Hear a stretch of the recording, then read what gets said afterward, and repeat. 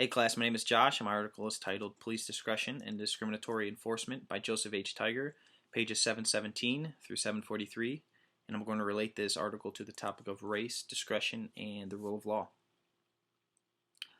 Tiger's article starts out with some good examples of police discretion and race issues.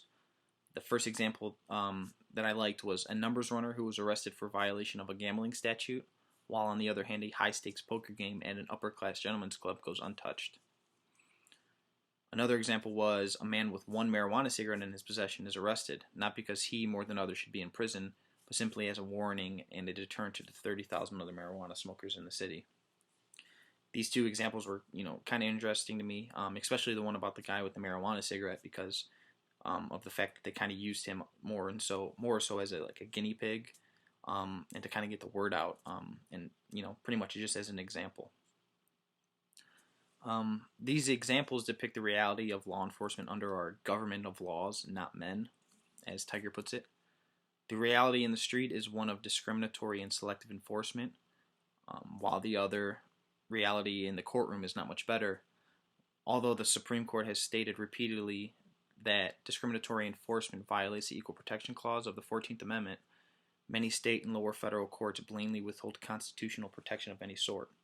Also, conventional political theory indicates, of course, that our criminal law, like other laws in our society, are grounded in democratic processes. The article later goes on to talk about how police are endowed by our criminal laws with the power to select from the universe of violators those persons who shall be subject to the criminal process. Given this reality, we are confronted with questions that challenge the very foundation of our judicial system. Tiger goes on to question three things exactly. Does the customary process by which some are chosen to be arrested subject certain classes to a penal process from which more favored classes are, to some extent, exempt?